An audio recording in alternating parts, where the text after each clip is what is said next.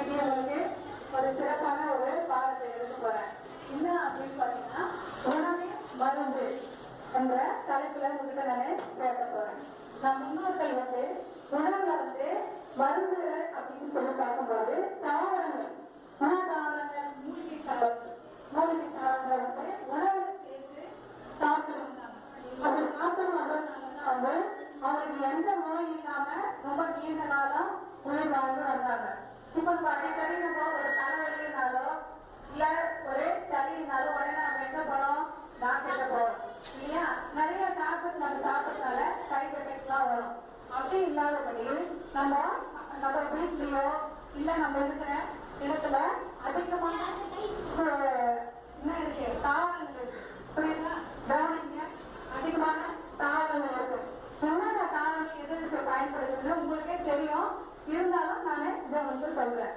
முதல்ல கருவேப்பிலை எல்லார் வீட்லயும் இருக்கிற ஒரு தாவரம் தான். இந்த கருவேப்பிலை எதுக்கு பயன்படுதுன்னா, இந்த கருவேப்பிலையை அரைச்சி நம்ம துவையலாக்கி சாப்பாட்டுல நம்ம உணவுல சேர்த்து நம்ம சாப்பிடும் பொழுது இது நமக்கு பித்தத்தை இதுவாகுது. அடிக்கடி வாமிட்டிங் வருது, வாந்தி வந்துச்சுன்னா அந்த வாந்தி தொல்லையை நீக்கக்கூடியது. அடுத்தது இது கீழாநெல்லி.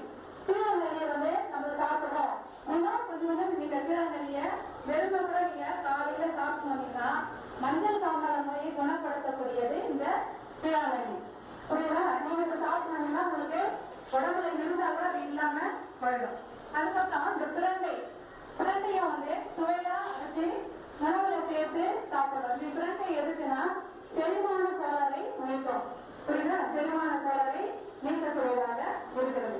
அடுத்தது பசலைக்கீரை. இப்ப நிறைய பேருக்கு பாத்தீங்கன்னா உடல்ல அலர்ஜி ஏற்படுது, சரும நோய்கள்லாம் வரும். இந்த பசலைக்கீரை நீங்க தொடர்ந்து ஒரு 2 வீக்ஸ் நீங்க சாப்பிட்டு வந்தீங்க அப்படின்னு பாத்தீங்கன்னா உங்களுக்கு சருமத்துல எந்த ஒரு தோல் வியாதி இல்லாம போயிடும். நிறைய பேருக்கு அரிப்பு ஏற்படும். அரிப்பு, படை அப்படிங்கிற வியாதிகள் இருந்து குணமாகும்.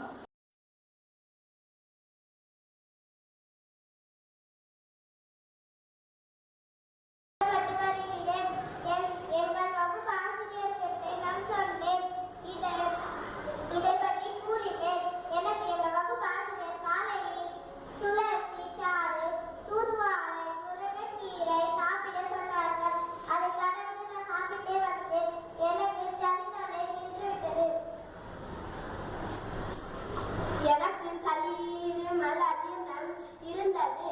என் வகுப்பாசிரியரிடம் நான் கூறினேன். என் வகுப்பாசிரியர் துளசி சாறு மிளகு சேர்த்து சாப்பிட்டு வர சொன்னார். நானும் சாப்பிட்டு வந்தேன். எனக்கு சரியாகிவிட்டது. நான் டேயும் கரப்பிலை உணவில் சேர்த்து சாப்பிட்டேன். இப்போதைக்கு எனக்கு ஒன்றும் இல்லை. எனக்கு அடிக்கடி தலைவலி வரும். அதனால நான் எங்க அறிவியல் ஆசிரியர்கிட்ட போய் சொன்னேன். எங்க அறிவியல் ஆசிரியர் தேயிலைய சுட தண்ணியில போட்டு குளிக்க சொன்னாங்க. அது மட்டும் இல்லாம தும்ப இலை பூ எடுத்து அது கசக்கி முகர்ந்து சொன்னாங்க. இப்ப எனக்கு தலைவலி வருது. எனக்கு வாய்ப்புண், தோல் அலர்ஜி. நான் ரொம்ப நாளா ஸ்கூலுக்கு வரவே இல்லை. எனக்கு எங்க வகுப்பு டீச்சர் கூப்பிட்டு கேட்டாங்க.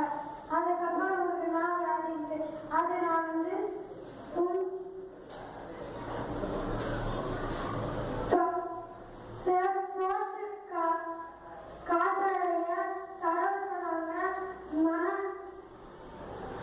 காற்றைய தடவை சொன்னாங்க. மணத்தக்காளிய கீரைய தினமும் அலர்ஜி. அது நான் ரொம்ப நல்லா பள்ளிக்கு வரவில்லை. அதை அறிவியல் டீச்சர் கூப்பிட்டு கேட்டாங்க. மணத்தக்காளி கீரைய தினமும் உணவில் போட்டு சாப்பிட சொன்னாங்க. சோற்று கற்றாழைய உடம்பு தேட சொன்னாங்க. அதுக்கப்புறம் எனக்கு உடம்பு சரியாயிடுச்சு.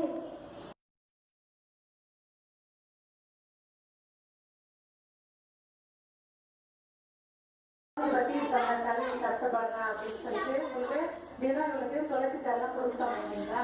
அது நம்ம முருங்கீரை அடிக்கடி கொடுக்க சொல்லி சொல்லியிருந்தேன். அதனால இப்போ அவருக்கு எப்படி இருக்குது உடம்புல? நீங்க அடிக்கடி நானே அவர் கேட்பேன், ஸ்கூல்ல கேட்பேன், அம்மா கொடுத்தாங்களான்னு. நானும் உங்களை கேட்டேன். இப்போ எப்படி இருக்கிறாங்க? இப்போ நல்லா தான் இருக்கு. டீச்சர் என்ன சொல்லிச்சு அது கொடுத்துட்டா இப்போ நல்லா தான் இருக்கு. நல்லா தான் இருக்கு. சரி இப்போ இதை கேட்டதுக்கு தொடர்ந்து செய்யுங்கள், தொடர்ந்து சாப்பிடுங்கள். அவளுக்கு நீங்க என்ன கொடுத்தீங்க? கருப்புல அதுதான் கொடுத்துருக்கீங்க. இப்போ நல்லா தான் இருக்காங்க. நல்லா இருக்காங்க. நல்லா தான் இருக்கு. சரி தொடர்ந்து அதை நீங்க கடைபிடிக்கலாம். அடிக்கடி சளி அது போல கஷ்டப்பட சமயத்துல நீங்க நான் சொன்னதே நீங்க ஃபாலோ பண்ணுங்க. மோசினை பத்தி சொன்னேன். ஸ்கின் அலர்ஜிலாம் ஏற்படுச்சுங்க. நான் இந்த பசலக்கீரை சாப்பிட சொல்லியிருந்தேன். மேலாம் சோத்து தக்காளி வந்து அந்த இதில் சேர்த்து சொன்னேன். இப்போ அற்புதமாக குணமாயிடுச்சு. நேற்றும் வந்து உங்கள் வீட்டில் கேட்டேன் நான். இப்போ அவருக்கு முழுமையா குணமாயிடுச்சுங்களா? முழுமையாக குணமாயிடுச்சு. இப்போ நல்லா கூட இருக்கலாம். எந்த ப்ராப்ளம் இல்லைங்கப்பா. சரி நீங்கள் மறுபடியும் வந்துன்னா அதை நீங்கள் தொடர்ந்து நீங்கள் செய்யணும், கடைபிடிக்கணும். சரி கையில் கஷ்டப்படுங்க. அப்போ நான் சொன்னேன் சொல்லிட்டு இப்போ சளிலாம் இருந்துச்சுன்னா அந்த சளிக்கு வந்து தூள் பேசிடுவோம், மிளகும் சேர்த்து கொடுக்க சொன்னேன். நீங்கள் தொடர்ந்து கொடுப்பீங்கன்னு சொன்னால் அடிக்கடி நான் விசாரிப்பேன் கிளாஸில். இப்போ எப்படி இருக்கிறாங்க சொன்னேன். இப்போ நல்லா இருக்கு டீச்சர். தொடர்ந்து நல்லா இருக்கு.